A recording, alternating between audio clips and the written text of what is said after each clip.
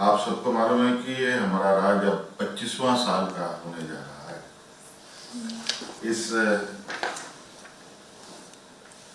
रजत जयंती के शुभ अवसर में भी आप सब लोगों को ढेर सारी शुभकामनाएं मेरी ओर से।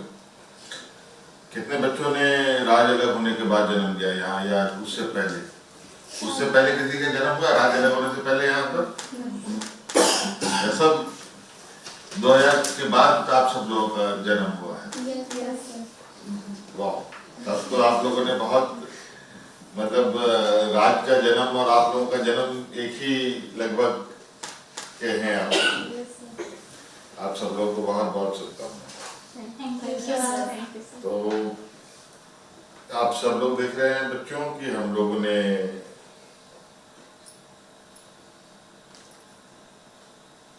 अपनी पीढ़ी या अपने बच्चों के लिए या आने वाले बच्चों के लिए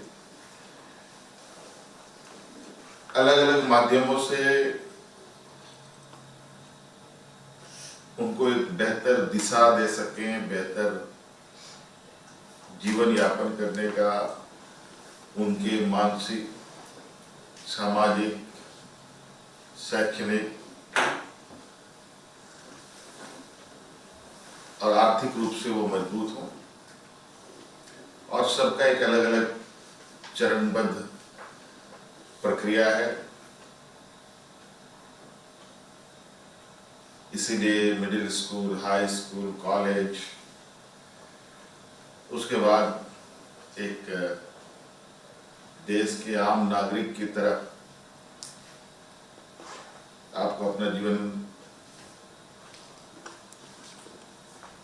के रास्ते को तय करना पड़ता है। झारखंड संभवतः यहाँ पर कई चीजों की कमी की वजह से बहुत सारी समस्याएं हमारे इर्द गिर्द घूमती रही हैं। गरीबी,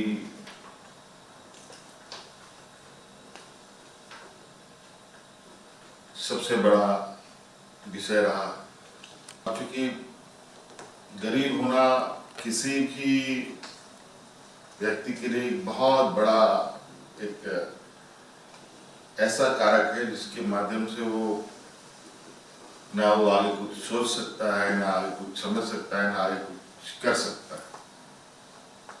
जैसे कोई भी गाड़ी में बिना पेट्रोल भरे एक कदम नहीं चलता, फिर उसको ढकेल के ले जाना पड़ता है। लेकिन गरीबी एक ऐसा चीज है इसको ढकेल कभी नहीं ले जाया। और ढकेलने वाले लोग जो होते हैं, अगर सरकार इस बात को समझती है कि देश राज्य में गरीबी है, उनको कैसे आगे सपोर्ट किया जाए, तभी थोड़ा बहुत कुछ चीजें आगे बढ़ती हैं। तो हम लोगों ने अलग अलग चरणबद्ध तरीके से आप सब लोगों के लिए मिडिल स्कूल से लेके, हाई स्कूल से लेके कॉलेज तक, यहाँ तक कि आपकी ग्रेजुएशन तक, बल्कि उससे भी और अच्छे बेहतर करने वाले बच्चों के लिए फॉरेन स्कॉलरशिप भी हम लोगों ने चला रखी है। कल ही के कैबिनेट में हम लोगों ने सीएम स्कूल ऑफ एक्सीलेंस में कुछ स्टेम लैब का एक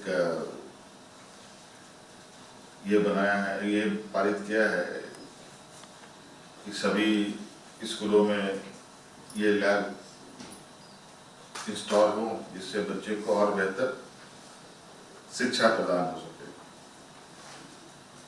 और सीएम स्कूल ऑफ एक्सीलेंस की परिकल्पना भी ये थी कि आज के दौर में समय के साथ साथ बहुत कुछ बदलाव होता है। तो आज के कॉम्पिटिटिव एजुकेशन सिस्टम में आप प्राइवेट स्कूलों के साथ आपको अगर किसी कंपटीशन में बैठना है तो आपको कई चुनौतियों का सामना करना पड़ता है। इसलिए हम लोगों ने ये तय किया कि उस बिल्कुल प्राइवेट स्कूलों के तर्ज पर हम अपने स्कूलों को चलाएं। अभी तो बहुत अधिक नहीं है, महज 80 स्कूलों का ही हम लोगों ने अभी हम लोग कन्वर्ट कर पाए हैं, लेकिन इसके दायरे भी और हम बढ़ाएंगे। और एक नए रूप में राज्य सरकार के एजुकेशन सारी व्यवस्था को हम लोग सुदृढ़ करेंगे। और आपके शारीरिक रूप से आप और मानसिक रूप से सेहतमंद रहें, इसकी भी हमारी ये भी हमारे लिए एक बहुत बड़ी यहाँ इस ये भौगोलिक जो झारखंड का है वो कई मायनों में अलग अलग विषयों पर बहुत प्रभावित रहा है। यहाँ मलेरिया, डेंगू जैसी बीमारियां यहाँ बहुत बड़े पैमाने पर रही है। देश में सबसे अधिक लगभग इसी एरिया में रहा। बच्चे कुपोषित बड़े पैमाने पर यहाँ जन्म लेते रहे हैं। इन सब से निजात पाने के लिए हम लोगों ने अलग अलग मिड डे मील हो या बच्चों को पौष्टिक आहार हो, वो कैसे हम लोग दें, ये हम लोग लगे हुए हैं।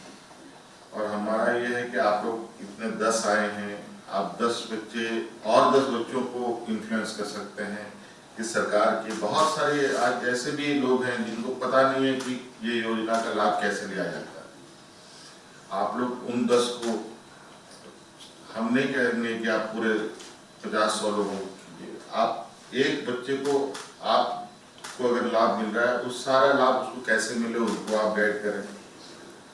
और उस बच्चे का भी जिम्मा ऐसा हो कि वो भी सिर्फ एक बच्चे को करे, तो सोचिए कितना बड़ा ये।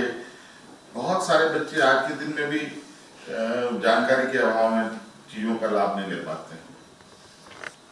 थोड़ा सा आप लोग का सहयोग और होगा तो हम तो बिल्कुल उम्मीद है, क्योंकि सरकार भी बहुत कुछ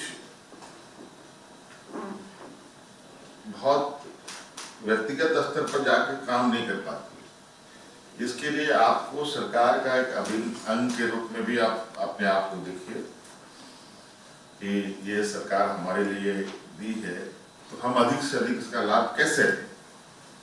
नहीं तो पता चलता है कि कोई योजना का लाभ यहाँ के अगर किसी भी स्कूल में या किसी भी जिले में या राज्य में 1 लाख बच्चों को मिलना है, अगर 50,000 ही मिल रहा है तो 50,000 तो बेकार है, खाली हो गया, वो उसका लाभ तो मिला नहीं। तो हम चाहते हैं कि पूरा का पूरा लाख लोगों तक वो योजनाएं जाए।